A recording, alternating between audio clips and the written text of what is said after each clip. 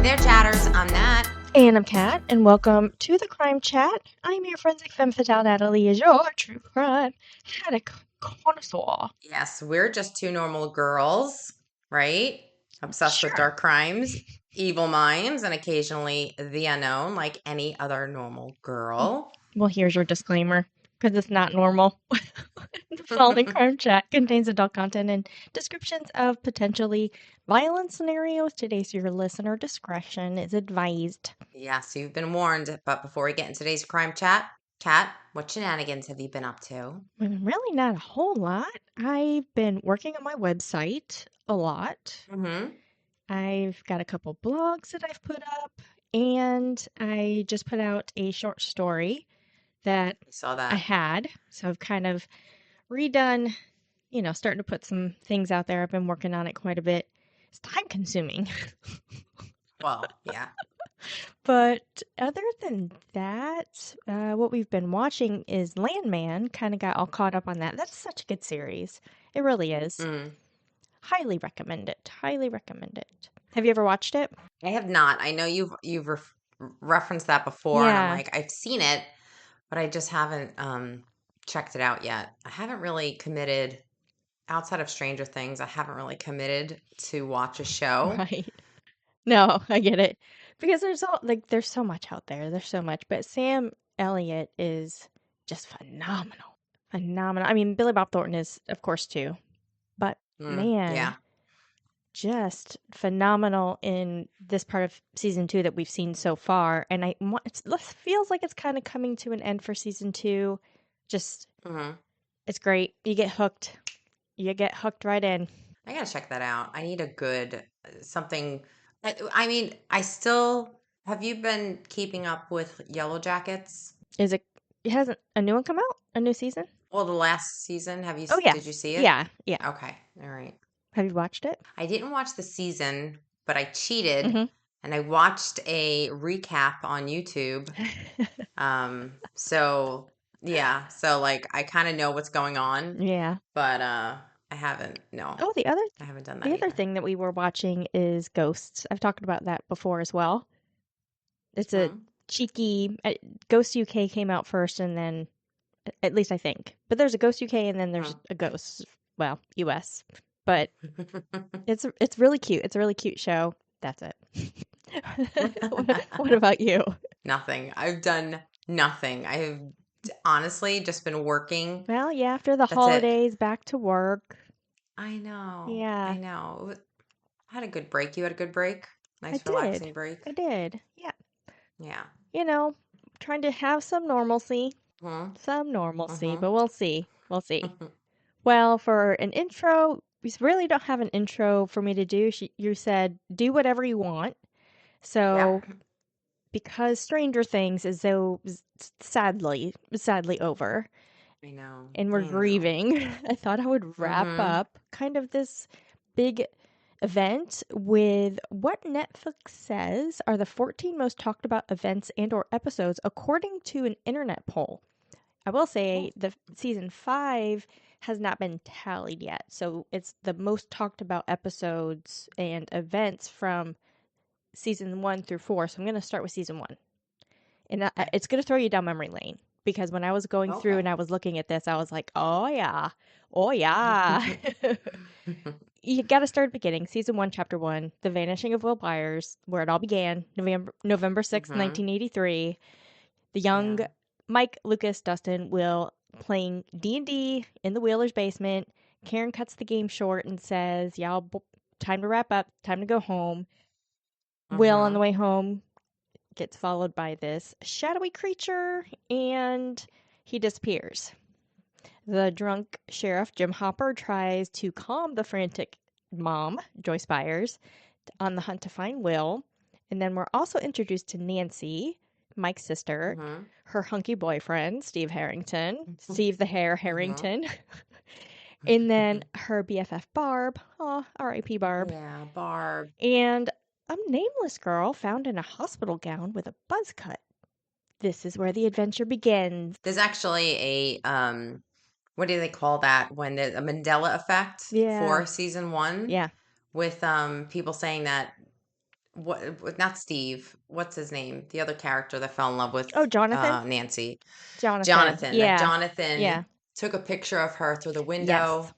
And they're like, it never happened. You know it happened. I remember it Mm-hmm. happening. That he Mm-hmm. had a picture of her taking her like on her from her back, Yep. but she was lifting her shirt, Yep. and apparently people thought that was like creepy, and it just disappeared. But we know it totally Well, happened. it was important because that's where he caught the Demogorgon, right? Right.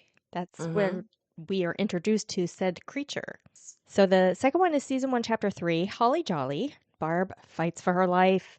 Steve and Nancy get it on. This unnamed girl, nicknamed Elle, aka 11. And then a bit of her backstory is kind of told here. The scene is most integral to the episode when Joyce, after blanketing her home with Christmas lights, discovers that Will is speaking to her through those lights. So the alphabet on the wall, right? She grabs Mm-hmm. black paint, writes the alphabet, and then it's an iconic image for Stranger Things fans to this day. Yeah, and that scene, that moment when she was holding the lights and speaking to him, It is. like, Will, Will, and you Yes. see the lights like go like that right there, I knew that this was something different. Mm-hmm. This wasn't the same old type of series. Like this, that triggered, I mean, I was in Oh, tears during yeah. that episode. Yeah. The third one is season 1, still chapter 7, The Bathtub. Kids go on the Mm-hmm. run, and Elle proves that her power is stronger than anyone can imagine. The devastated Mm-hmm. Nancy is determined to find out what happens to Barb, so she and Jonathan are on the hunt. They finally come clean to Joyce and Hopper about the Demogorgon that they're hunting. The kids explain the Upside Down to the adults, and they hatch a plan to build 11 a sensory deprivation tank to enhance her internal radar and help her find Will. Elle discovers what became of Barb and locates Will, giving Joyce and Hopper a fighting chance as they head to Hawkins' lab and enter the gate. Yes. Ooh. Number 4 is season 1, chapter 8, so the season finale called The Upside Down. The gang comes Mm-hmm. face to face with their enemies. Joyce and Hopper go into the gate. They find Will in the Upside Down and they bring him home. Jonathan, Nancy, and the unexpected Steve lure the Demogorgon into the buyer's house, and then Papa and the Hawkins Lab thugs find Mike, Dustin, Lucas, and Elle at the middle school, and so do the Demogorgons. Like any good season finale, there is joy, but there is heartache. The Upside Down is not Mm-hmm. finished with Hawkins just yet. Yes. Oof. Num- Yes. Number 5 is season 2, chapter 6, The Spy. Nancy and Jonathan give in to the growing romantic tension between them after Murray, the conspiracy theorist and investigator, calls him out. You remember that scene? Yeah. They get drunk. I love Murray. Feeds him I vodka, love I him. think. Now, what will become one of the series' most compelling friendships is the budding Steve and Dustin as they hunt for Dart, the ever growing Demodog. Dark. And Steve Yeah. shares the secret of his perfect hair. That's when they were talking about the Farrah Fawcett stuff, while they're walking down the train tracks, using bait. They were spreading baloney. Yeah. Lucas brings Mac along to fight the Demodogs and prove to her that the Upside Down is real. Will's connection to the Mind Flayer has grown so deep that he feels any pain inflicted on the creature, but they realize Will Mhm. is far more compromised than they knew. Number 6 is season 2, chapter 8, The Mind Flayer. The Demodogs infiltrate the Hawkins lab, and it's Bob Newby, the brain. Mhm. It's his time to shine Yeah. as he leaves Dr. Owens, Hopper, Joyce, Mike, and the unconscious Will in a security room while he goes to the computer to unlock the doors and the gate so they can leave. He saves the day and is almost free by the front door when the Demodogs catch up to him. It's a gut wrenching Yeah. moment for the series, but the Mind Yeah. Flayer figures out that the gang is at the buyer's home and sends the Demodogs there. But yet another hero has returned in the nick of time. Season 2, Chapter 9, The Gate. Elle's back, and Mike is reasonably Mhm. upset to know that his friend has been alive all of this time. But time is of the essence. Hopper and Elle head to Hawkins' lab and close the gate and end what she started. Joyce, Jonathan, and Nancy take Will to Hopper's cabin to force the Mind Flayer out of him with heat. Do you remember that in the cabin? That was very emotional as well. Well, he's such an adorable actor that, Yeah. you really like didn't want to see anything bad happen to him. I mean, he's so cute when he was Mhm. younger. Oh my God. He's Mhm. cute when he's older, but Yeah. I'm just saying He's it just felt adorable. like they were hurting our child, you know? Yes.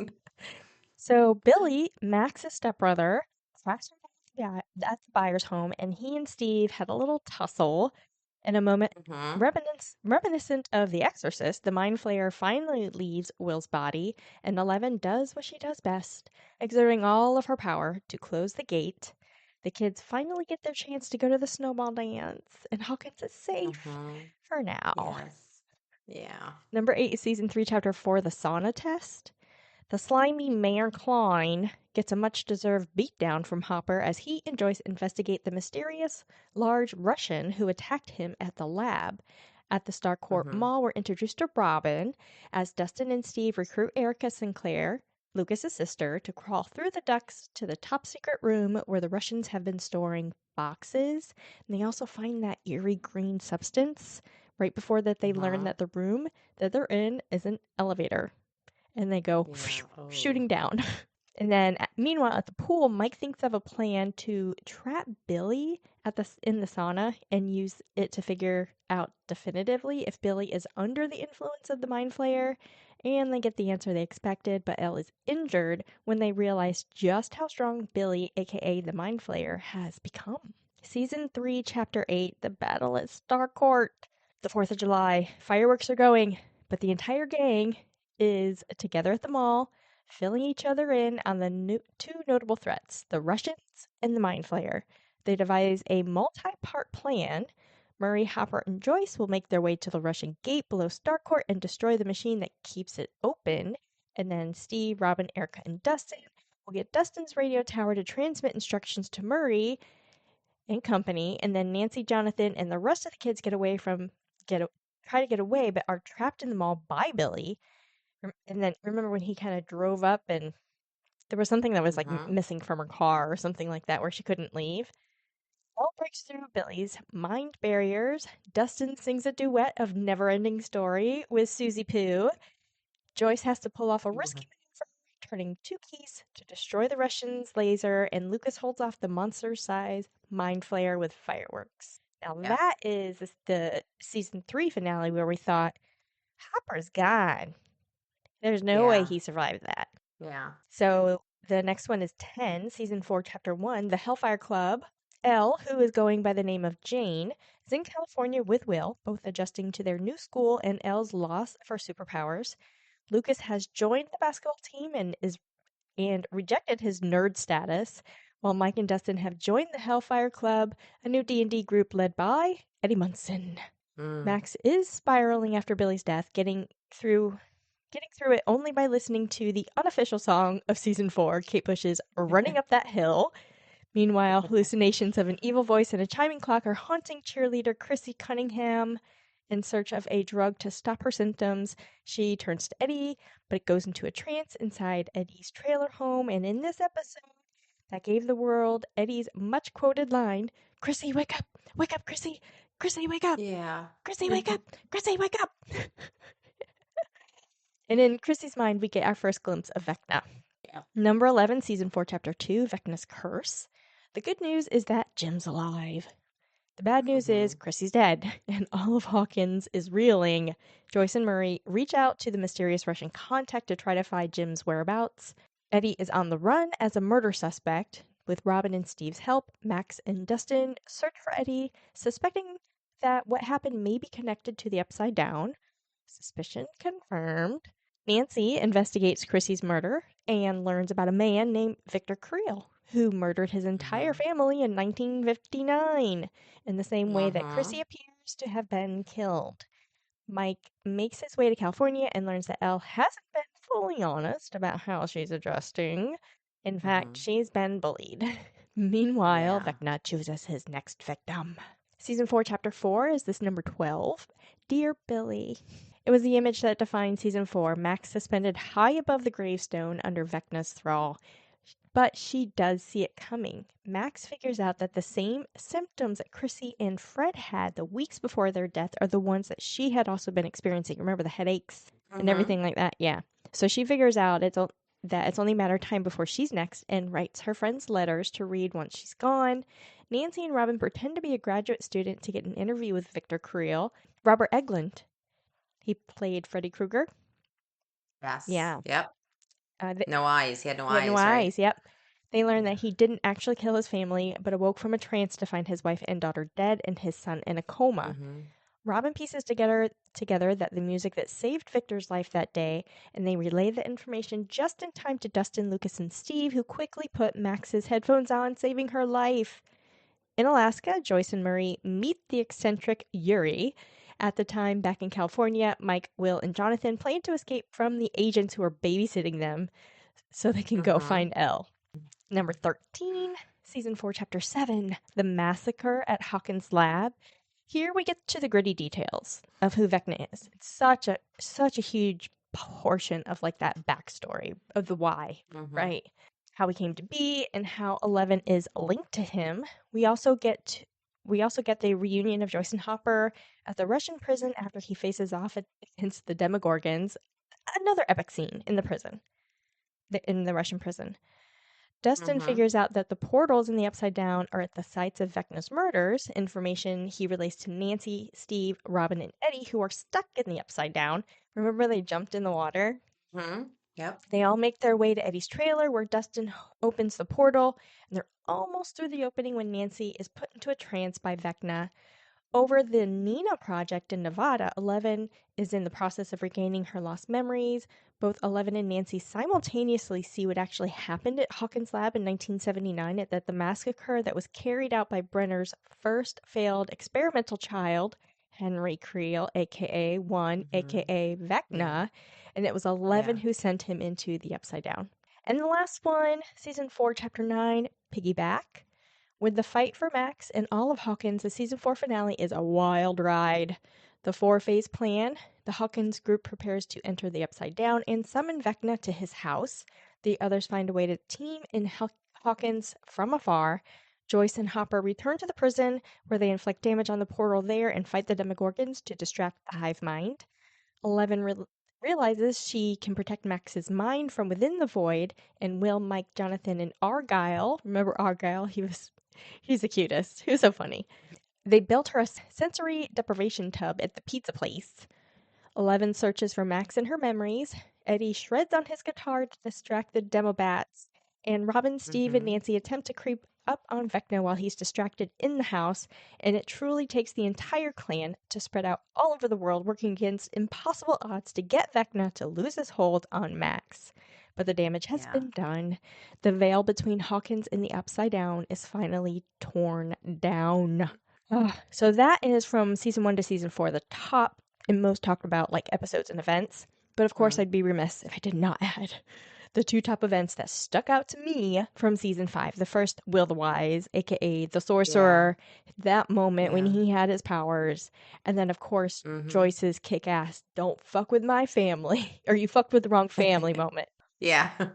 So, Matt Duffer mentioned that the F word was kind of a notable first in the show.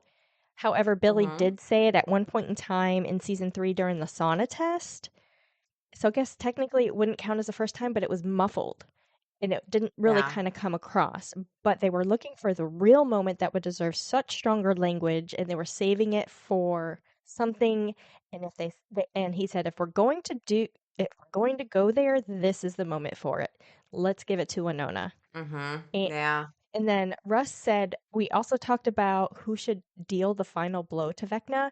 We really went through everyone. At the end of the day, it felt like it had to be Joyce, because Joyce was the one in the first season who's the first one to really take any action and to believe that something strange was going on. And that Yep. fierce love she has for not only Will, but her family and the others is a superpower in its own way. And so we Mm-hmm. thought, if anyone is going to defeat this guy, it had to be Joyce. Yeah. So have no fear, Nat. Stranger Things Mm. will always live in our hearts, in our rewatches, and in our conversations. Oh, yes. Oh So my that's God. just, a random intro because it's still fresh in my brain. Well, now when we're done here, I'm gonna go start from the beginning. Well, I think you've inspired me to watch the whole thing over again. too. Because I do miss those moments. Oh Yeah, my God. there's really were. When I was looking at it, I was like, man, there are such phenomenal, amazing Yeah, moments. Just wow. Just wow. they did a great job. Yeah. Great job. It's funny that the last one is piggyback, Uh-huh. right? The piggyback episode. Oh yeah. Because Piggy's coming on. That's our theme tonight. Oink oink, baby. Piggy. Oink oink. Do you not see our little evil I piggy on the do. screen? I do. Yeah, trying to make it Another as pig menacing as farm possible. killer. Oh Yet dear. another one. I found another one. Now, Ah, our initial pig farm killer, you remember back in yeah. season 3, I believe it was. That was we went over Susan Monica, Yeah. who's sitting in jail right now. Yeah. So that was a good episode. That was a funny one because they're piggies. I mean, come on. That, those hogs are hungry. They leave nothing behind. They leave nothing behind. Nope. So I found that she wasn't the only one. Hmm. There's another pig farm killer, and this one may be just as bad, probably worse, actually worse, I Mm. think. I mean, they're both murderers, but yeah, this one's pretty menacing. I love So let's get started. So on Dominion Avenue in British Columbia stood a pig farm unnoticed for decades. No warnings, no signs, just mud, animals, and junk. Sounds it like does. Monica's case, right? That's exactly what I'm picturing. This is a story of another pig farm killer, not to be confused with our first one, which was Susan Monica. And that if you, I mean, seriously, go check that one out. That was a pretty wild case. Hmm. This little piggy farmer was far worse. Okay, if that's even Wow. possible. So, our story today is the Pinkton Pig Farm murders. Mm. Have you ever heard of them? Kingston House. Okay, Yep. well, let's get started. So, our story starts with Robert William Picton. He was born on October 24th, 1949, in British Columbia, the youngest of 3 sons, born to Leonard Picton and Louise Picton. Leonard and Louise were working class residents of Lower Mainland. So, this is in Canada, by the way, who purchased a pig farm years earlier as a means of a steady income and self-sufficiency. Leonard was known for being a hard worker and but emotionally distant. Hmm. Louise, by contrast, ruled the house with control and neglect, openly stating that animals were more deserving of care and kindness than people. Wow. Pig people, I think pig people have this tendency because, like, that's exactly what Susan Monica Hmm. said. I prefer pigs than people. I don't like people. So I think it's just pig Well, people. the little pygmies I thought they are the little itty bitty ones that some people like bring home as pets and don't Yes. realize how big they actually get. No, I know. I know. Okay. Everybody thinks pigs. They think of a pig pen and they're messy. And yes, a farm pig Sure. is a huge animal. You Yeah. don't realize how big these suckers get, Yeah. and they're strong. And they like, I mean, one of their tendencies, they like to cool off in mud and all this stuff. Hmm. But yeah, there are pigs that you can train in the house and very clean animals. And, it's like anything else. Like any other pet, be domesticated. Right, right. From early childhood, Robert's life revolved entirely around the farm. Louise forced her sons to work long hours, tending animals, maintaining the property, often preventing them from bathing or wearing clean clothes. Oh. The neglect was visible. Teachers noticed, classmates Hmm. noticed. Robert was mocked for smelling like manure and animal waste, and he became increasingly withdrawn. I don't blame him. Hmm. He must have been bullied for that big time. This is Hmm. actually kind of starting to sound familiar, so maybe I have. Like Susan Monica. Yeah. Remember, she stank? Everybody said, Yeah. like, oh, she stunk. She was a nice lady, but she really stank. Well, I mean, I just remembered, like, I guess the bullying part. It's starting to sound familiar. So, although adults recognized the situation was not good for this young man, Hmm. no lasting intervention followed. So, there was no help. Right. They recognized, yeah, your mom's a piece of work, but they really didn't fix. No, nobody really Well, called anybody to fix they it. didn't really intervene and stuff back then either. They No. just kind of were like, oh, Mm-mm. wow, Yeah. we don't talk about Bruno. Right. Robert struggled academically and showed signs of developmental delays. He failed to form Hmm. friendships. He had no special social experience outside of the farm.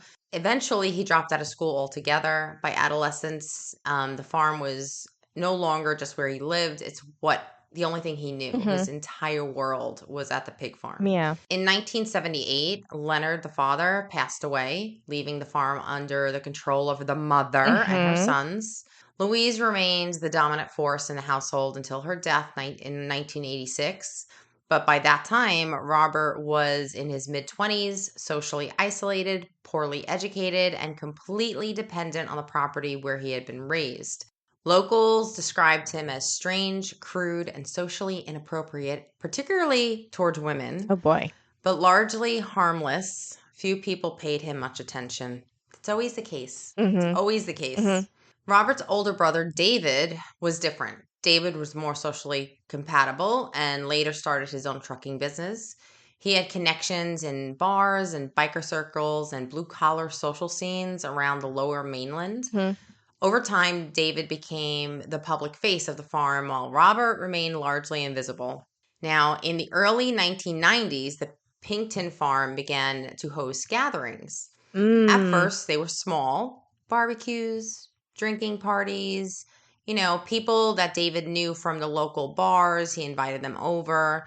The property's isolation made it appealing. Yeah. There were no close neighbors, little oversight, and no concern for noise or cleanliness. So the invitations spread casually by word of mouth. Mm. Come out to the farm, party with us. And people joined them. Yeah.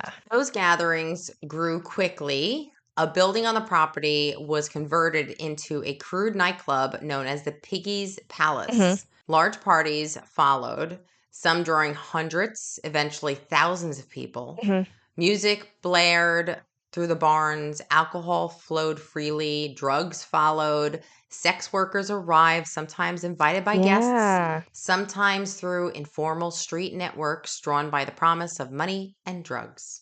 Drifters and addicts followed. The farm developed a reputation as a place where anything went and Mhm. nothing was reported. Mm. People arrived and left at all hours. Mhm.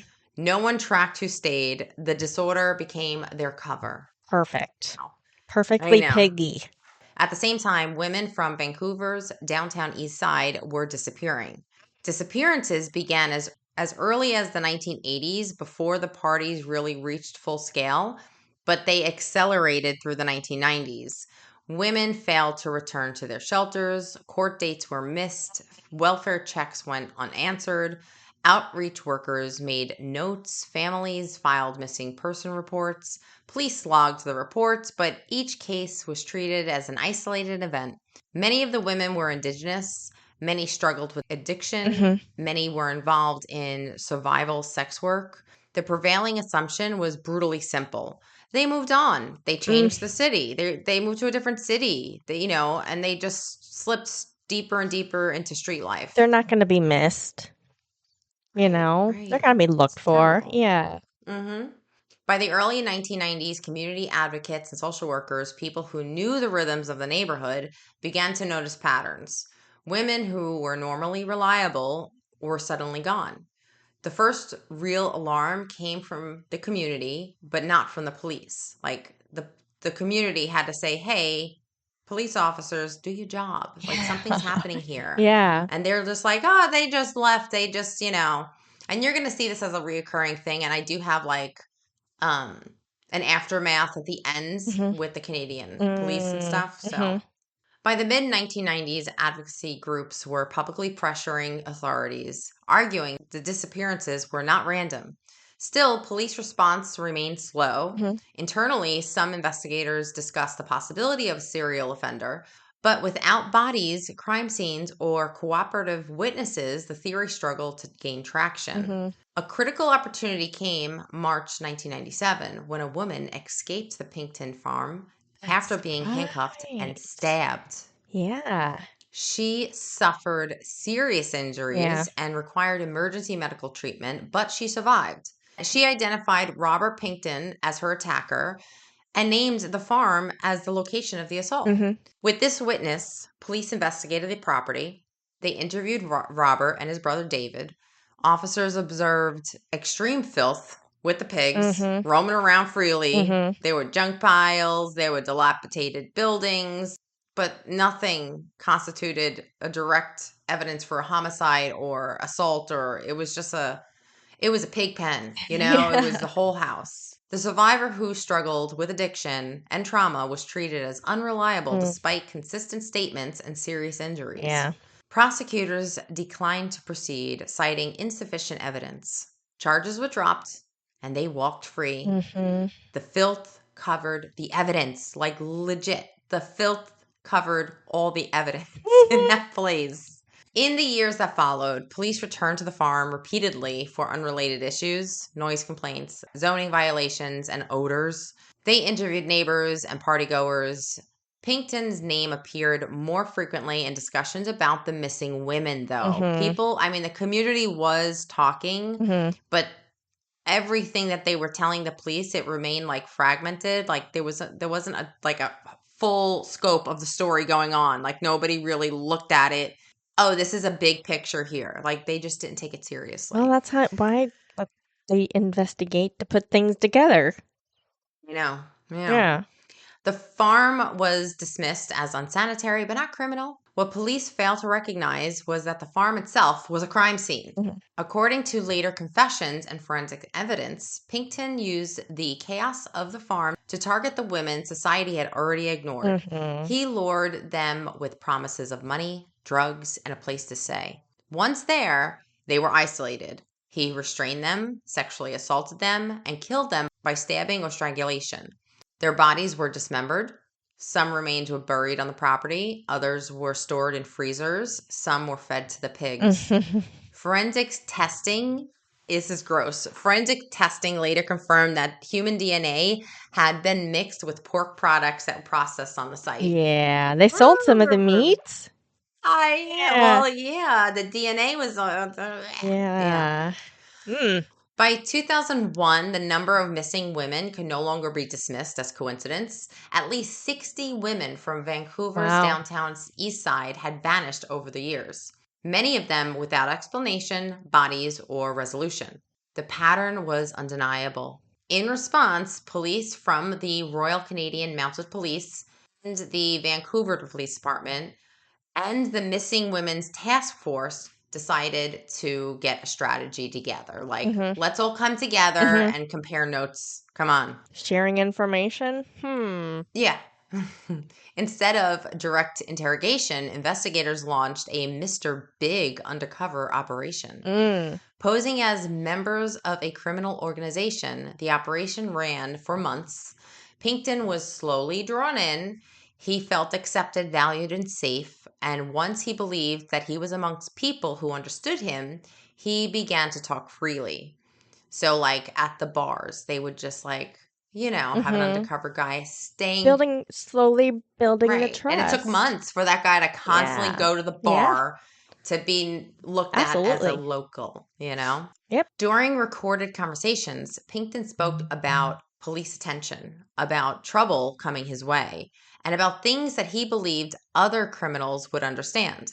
So he thinks that he's talking to somebody who also does bad things. So Hmm. he's maybe a little honest. Maybe he's, kind of trying to impress Yeah. him with all the bad things that he Yeah. did. Yeah. But then he made a statement that changed everything. He said he had been going for Mm. 50 people. Hmm. Investigators now had what they had lacked for years: words, his own words, a Yeah. confession, Yeah. something. Yep.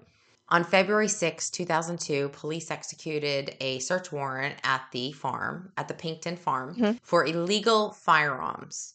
It was the only warrant they can legally secure at that stage. Both Robert and David were arrested.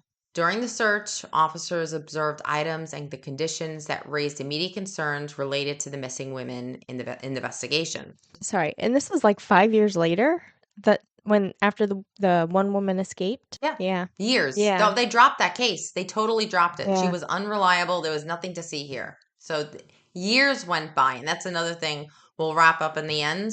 But, yeah, the police were useless. Hmm. Totally. Hmm. So police returned to the court and obtained a second warrant tied directly to that investigation. Hmm. The farm was sealed as a major crime scene. Now, on September 7th, the next day, Robert was charged with weapon offenses and released under surveillance while forensic analysis continued the search. Yeah. Police worked to connect evidence recovered from the farm to specific missing people. On February 22nd, 2002, Pinkton was arrested again, this time charged with 2 counts of first-degree murder, linked to Serena Apatway, age 29, last seen on August 2001, and Mona Wilson, age 26, last seen November 2001. These charges were based on fragmentary human remains. Wow. So there were no intact bodies Sure. that they ever discovered. Yeah. Everything they had to piece together with the little pieces of evidence that was scattered figuratively throughout and the literally. farm. Seriously. And this came from the pig pen, manure, everything. As news broke, media coverage exploded across Canada. Headlines described the case as unprecedented. Public outrage followed, particularly after reports revealed that human DNA had been found mixed with pork products. So people were consuming this. And this is now that will freak people out. Yeah. Advocacy groups accused police of years of neglect. The downtown East Side community expressed both grief and fury, saying that they had warned authorities for years about these missing women. In 2005, Pinkton was charged with 26 counts of first-degree murder. The trial took place in New Westminster, British Columbia in 2007. Prosecutors chose to try 6 of those cases first. Now, these were the strongest cases that they had with the most physical evidence that they had. Yeah. Physical evidence, like bones and fragments and stuff. Jurors heard months of technical testimony about DNA recovered from the soil, concrete, and degraded materials. There were no intact bodies, no single crime scene. There was no clear moment of death, nothing like that. Right. Families filled the courtroom. Outside, the public, there was a mixed reaction. There was relief that the case had finally came to trial, but then there was anger that there were so many victims that had not been named or that weren't part of this trial. Sure. Yeah, because there were 26 total, right? Confirmed 26. That they knew, right. Yeah. They had pieces of 26 individual people, yeah. On December 9th, 2007, the jury found Pinkton not guilty of first-degree murder, but guilty of 6 counts of second-degree murder. Okay, yeah. I guess that's the best they can do without a body. Yeah, and I'm assuming first degree is similar in Canada where it's premeditated, right? So it's proving that premeditation for that count. If they can't prove that premeditation, they do have that second degree. Yeah. Right. Now, 2 days later, after victim impact statements, the judge sentenced him to life in prison with no possibility of parole for 25 years. Okay. In 2010, the remaining charges were stayed, so they didn't even pursue the other ones at this point. On May 19th, 2024, while serving a life sentence, Pinkton was attacked by another inmate. He suffered severe head and facial injuries during the assault. Prison staff intervened and Pinkton was rushed to the hospital outside of the prison. He was placed on life support due to his injuries. On May 31st, 2024, 12 days later, he died from complications related to the attack. So this is quite Did they intervene? Recent. Did they? They may have taken their time to get to him. Let me finish my cup of coffee first. Okay, well, the Correctional Service of Canada confirmed his death and launched a standard investigation into the circumstances of the assault. There were no accomplices named. There was no final confession made. No additional victims were identified or witnesses. This sounds like a planned, sounds like I'm going to get you and we're going to look the other way. Yeah. For some of the families, his death ended a nightmare. For others, it meant answers died with him. Yeah. Officially, Pinkton stood convicted of 6 murders. Unofficially, investigators believe that the true number of victims could be as high as 49. Almost to that 50. Almost to the 50. Look at him. The story is not only about one man. It is about time, years of warnings, years of silence, and the long space between the first missing persons report and real action. And that is the part no verdict can undo. But What were the internal police issues during the Pinkerton years, which is the late 1980s to the early 2000s? Sure. Here are 5 major issues and what the government did after. Oh, okay. First, fragmented policing. No one owns the case. Hmm. At the time the women were disappearing, jurisdiction was split. So the Vancouver Police Department handled missing persons in their city, and the Royal Canadian Right. Mounted Police handled areas outside of Vancouver, but no one ever like Hmm. collaborated or spoke or, cross referenced what was happening in their community. None of them for Yeah. years. Well, I mean, honestly, uh, and I guess that has affected Canada too, but 9/11 was a huge point God, yeah. of identifying how vulnerable we make ourselves when we don't communicate with one another and how vulnerable that makes other people to become victims. Yep. Not cross Yeah. talking, Yeah. and a lot of times Yeah. because police want to be like, well, I can't tell you that. It's an investigation. Well, duh, I'm an investigator too. Let's work together Right. on this. To me, that makes sense, right? Right. Yeah. But it's also understandable. It was a common practice at this time to not share Hmm. information with each other.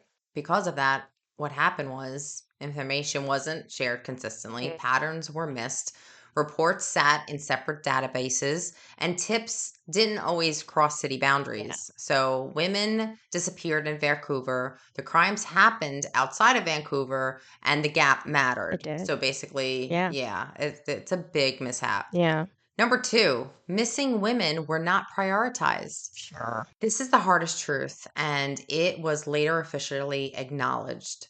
Most victims were Indigenous, sex workers, living with addiction, or poor or unhoused. Hmm.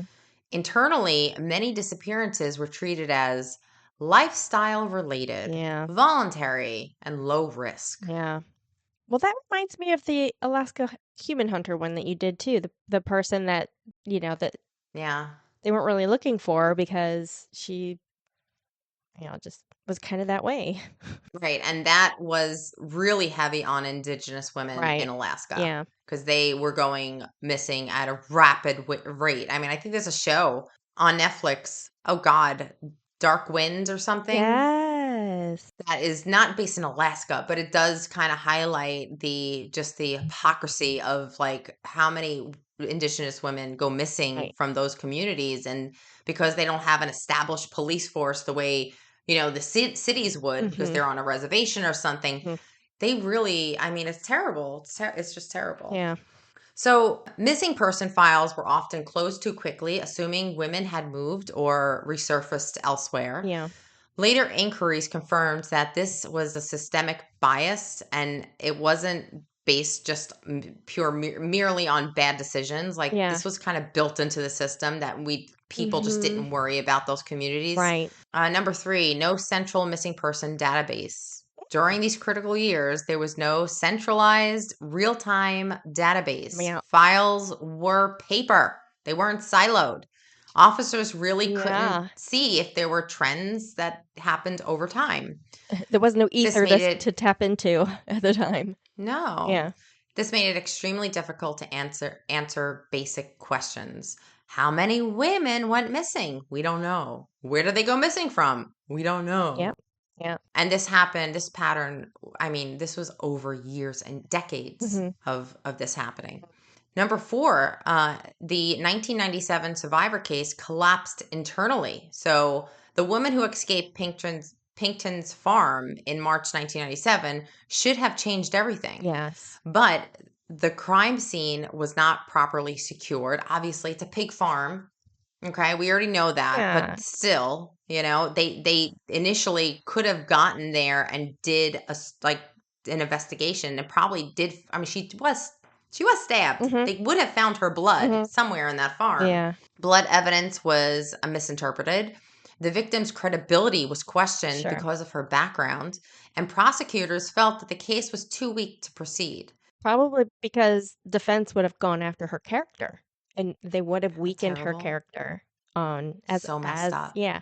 Yeah. What are they saying? So you deserve that because you made bad choice? Like Yeah. what are you saying? Like I don't get that. I know.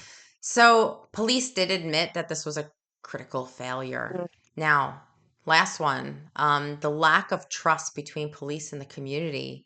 Women in the downtown east side were often afraid to report violence, convinced the police wouldn't help, Sure.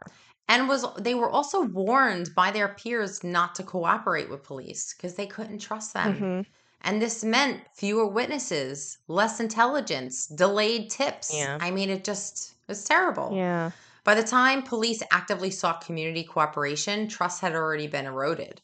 After this all happened, the government did try to course correct what was going on. Mm-hmm. And this happened after this case. So the government fallout was massive politically, legally, and publicly. Two major inquiries were launched. One of them was the Missing Women Commission of Inquiry, which was from 2010 to 2012 to find out exactly how many people went missing and what was going Mm-hmm. on and all Mm-hmm. this stuff. Yeah. And then another thing was the internal VPD review into missing women investigations. So I guess they wanted to see how many of these cases were reported and were dropped. So Van- maybe they can correct something, you know? Vancouver Police Department, I'm assuming. Yeah. Okay. So these inquiries deep dived on everything that the police were doing, and they publicly acknowledged police Good. failures, documented missed opportunities, and criticized leadership and the Mm-hmm. structure. Mm-hmm. This was not quiet reform. This was public accountability. Like, Yeah. this was nobody's getting out of this unscathed. Everybody's getting pig shit thrown on them right now, you know? Well, that's important, I think.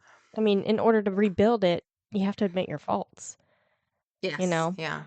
One of the biggest changes was structurally. Police now use the Integrated Homicide Investigation Teams, which is the IHIT. I hate. Another agency is the Multi Agency Task Force. So, this is a multi agency task force which starts from the beginning of when it's reported. And then there is like mandatory Mhm. information that is shared, Yep. and it's a protocol to do so. Yeah. Police training was also updated, how to treat sex workers as high risk for this type of crime. Sure.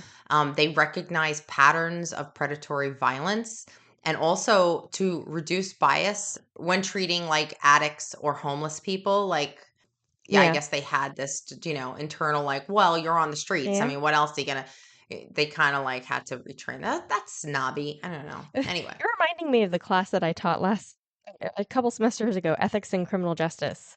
We talk about oh yeah, personal and subconscious biases and how that yeah. plays into your decision making and the discretion and how you Mhm. enforce or choose not to enforce your discretion. Yeah. So now missing person cases involving vulnerable women are now escalated faster, Mhm. reviewed more frequently, and less likely to be closed.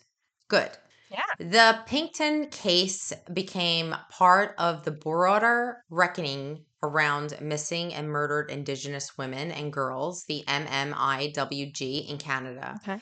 Government responses included funding for Indigenous led safety programs and pressure to include families in the investigations. That's good because families do provide a lot of kind of Yeah. the fill in the blank, right? Yeah. Um, Depending on the relationship of the missing person or the victim, with their family, but there's a lot of things that even with a strained relationship that relative may be able to help. Yes. So, the hard truth, and no sugarcoating here, the system didn't fail because no one cared. It failed because responsibility was divided, Mm, bias shaped the decisions, and warnings and marginalized communities weren't believed. The reforms came after dozens of women were already dead. yeah. That's the legacy of this case. Not just the crimes, but the cost of the delay. How many women could have been alive, right? Yeah. Yeah. Yeah. If this story brings up some difficult feelings, you're not alone. Here are some resources that they implemented. In Canada, you can now contact Talk Suicide Canada, which is at 1-833-456-4566, or text 45645 in the evenings. And then they all opened up another one, which is called Indigenous Listeners.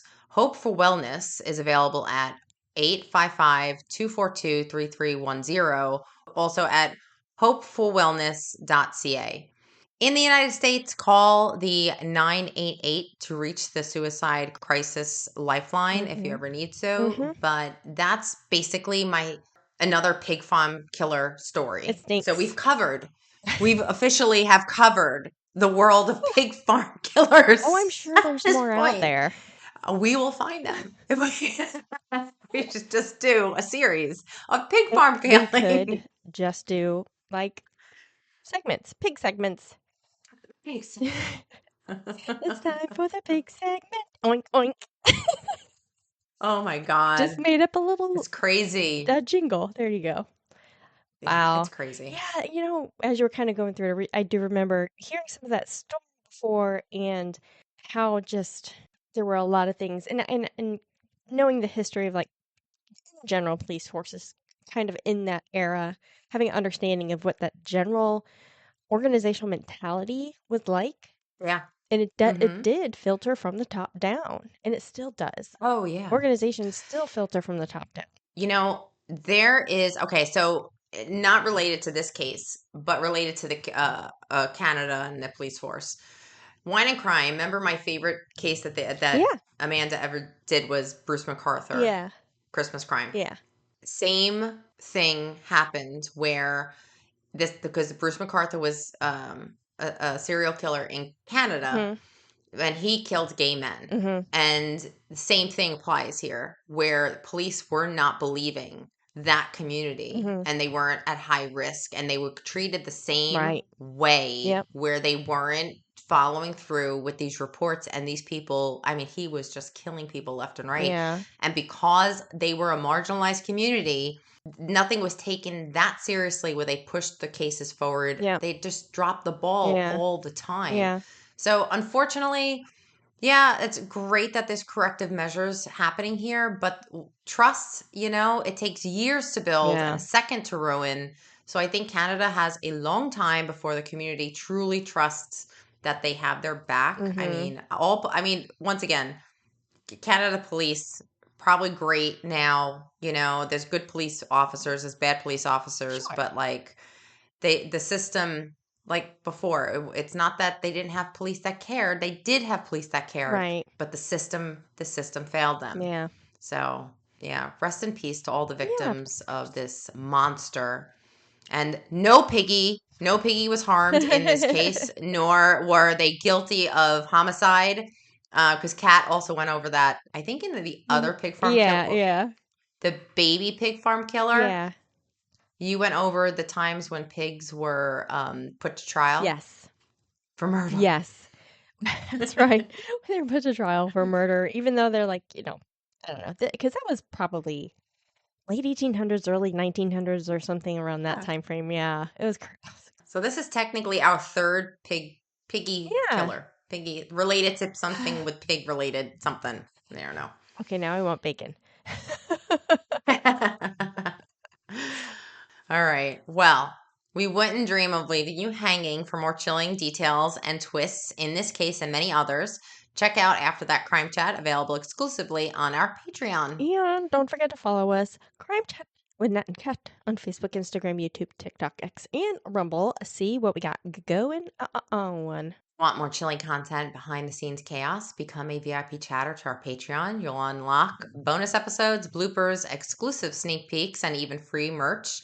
Yes, we've got some criminal goodies in the works, so support the show, fuel your obsession with the weird and the wicked, and join the Crime Chat chatter crew in style. And be sure to check out our next episode. And I'm doing another chatter request. Are you doing that lady? Are you doing the Downs case? I am. Okay, chatters, you don't want to miss it. This is gonna be a Debbie Downer. Oh yeah. That's a diabolical case. Yeah. All right, you don't want to miss it. We'll see you next time at the Crime Chat. Bye.